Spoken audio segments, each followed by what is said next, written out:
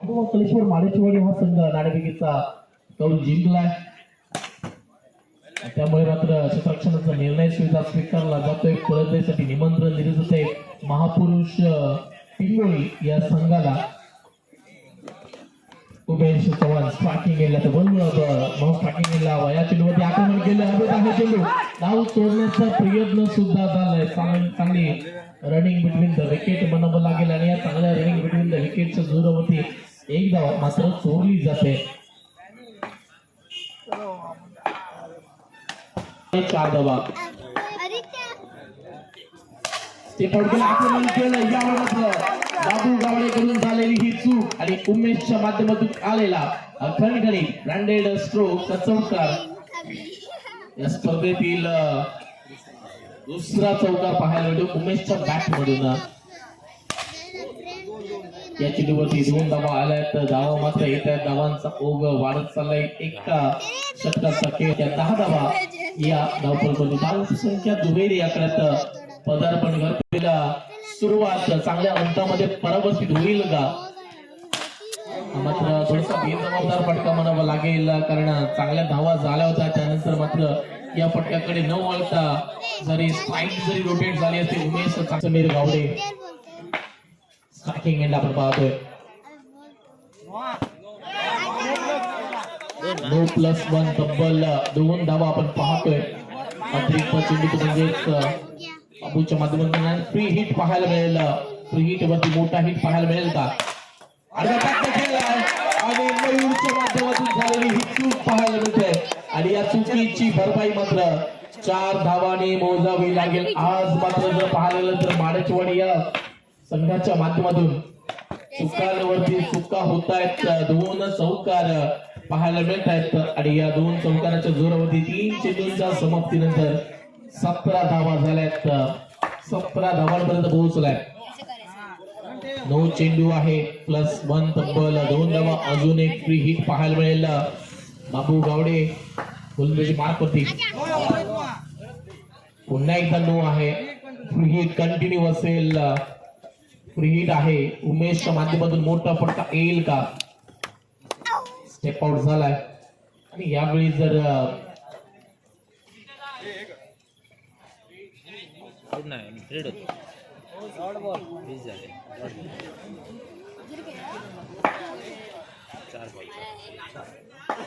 चार चेंडू झाले एक धाव. एका धावेने 5 चेंडूंच्या समाप्तीनंतर सांघिक धावसंख्या पोहोचले 21 धावा या धावपळीवरती. समीर ऑन स्ट्राईक असेल. सवेर चेंडू आज मात्र बाबू गावडेच्या माध्यमातून अतिरिक्त गोलंदाजी झाले.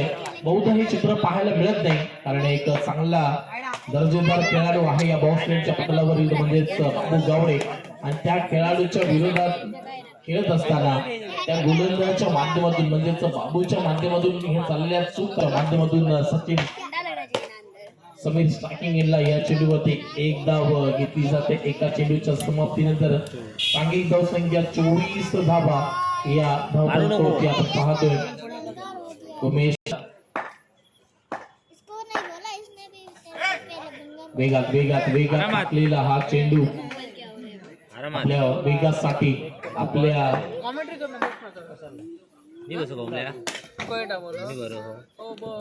गोलंदाजीसाठी ओळखला जाणारा हा गोलंदाज म्हणजेच आणि 3 चेंडूमध्ये 2 धावा खर्च केल्या आहेत. हा फटका तर फसलाय हा फटका आणि त्याच परिवर्तन झालंय या डू और डायच्या सामन्यामध्ये.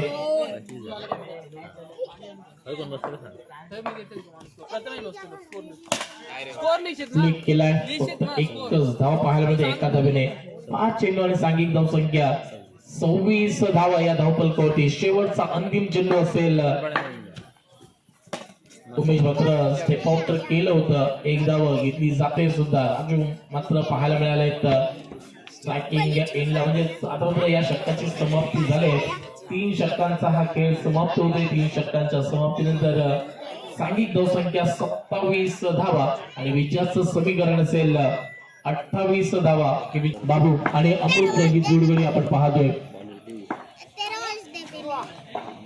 पहिला चेंडू नो म्हणजेच फ्री हिट असेल बाबू गावडेच्या विरोधामध्ये. निश्चितपणे आपण खराब गोलंदाजी करणं थोडस कठीण होऊ शकतं, कारण या फलंदाजाकडे ताकद आहे आणि तीच ताकद दाखवली सुद्धा जाते. बाबू गावडे निश्चितपणे जास्त वेळ या फलंदाजाला शांत राखणं, या फलंदाजावरती नियंत्रण राखणं थोडस कठीण असतं, कारण त्याच प्रकारची फलंदाजी पाहायला मिळाली. आता मात्र गोलंदाजाला कमबॅक करावं लागेल, वापसी करावी लागेल. नो चेंडू पुन्हा एकदा फ्री हिट असेल, नो चेंडू पुन्हा एकदा फ्री हिट असेल. स्टेप आउट केलं जात आहे, त्याच्या विरोधामध्ये थोडस शरीर बिंदू चेंडू करण्याचा प्रयत्न. चेंडू अडला जातोय, मोठा फटका खेळण्याचा प्रयत्न केला गेला. सांघिक धावसंख्या 6 धावा या धावफलकावरती.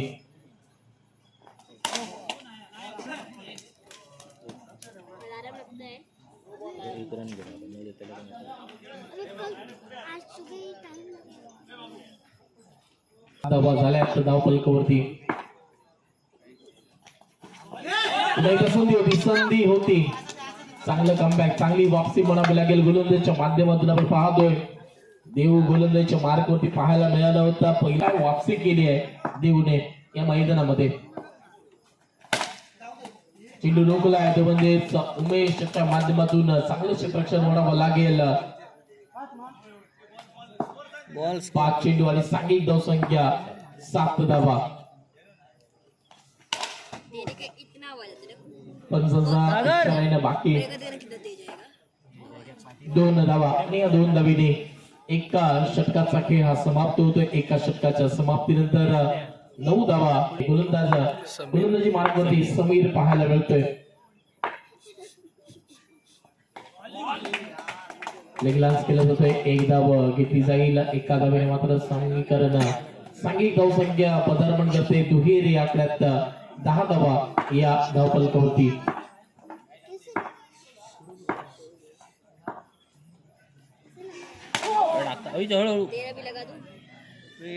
2 चेंडू आहे म्हणजेच धाव मिळेल.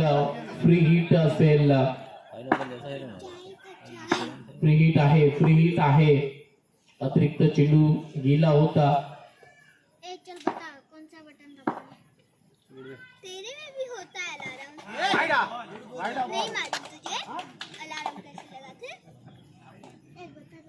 डिलिव्हरी सांघिक धावसंख्या 11 धावा. क्षेत्ररक्षण झालंय, क्षेत्ररक्षण रोखलंय या चेंडूला. बाबू गावडेच्या माध्यमातून आलेला हा दर्जेदार फटका, पण तेवढं दर्जेदार क्षेत्ररक्षण सुद्धा आपण पाहतोय उमेशच्या माध्यमातून. क्षेत्ररक्षण झालंय, वल्लभ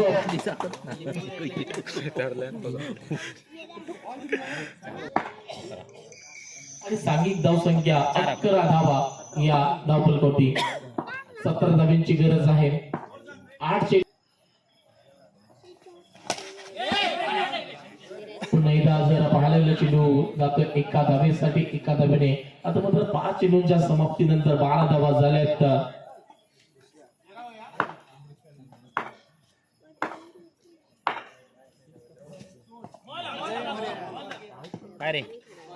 फेअर डिलिव्हरी म्हणजेच इट्स लीगल डिलिव्हरी म्हणून घोषित केली जाते.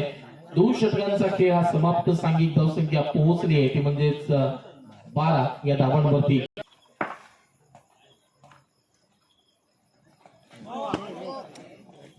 नो प्लस 1 तब्बल 2 धावा. फ्री हिट असेल, अजूनही मॅच ऑन आहे. दोन्ही संघ विजयापर्यंत पोहोचू शकतात, पण बाबू गावडेच्या बॅटला आज मात्र फटके कनेक्ट नाही होत आहेत.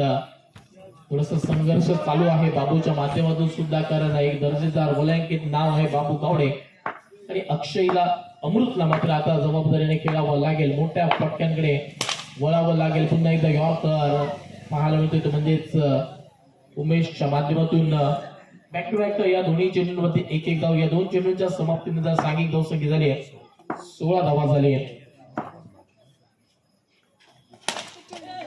आणि हा चेंडू गेलाय,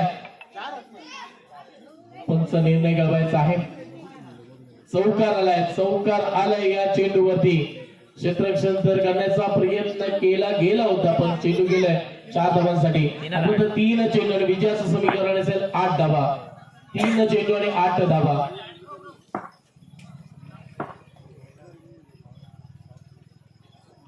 एक मोठा फटका, एक दर्जेदार फटका या सामन्यामध्ये रंजकता वाढवू शकतो, रोमहर्षकता वाढवू शकतो. तो फटका येईल का? क्षेत्ररक्षण तर चांगलं झालंय.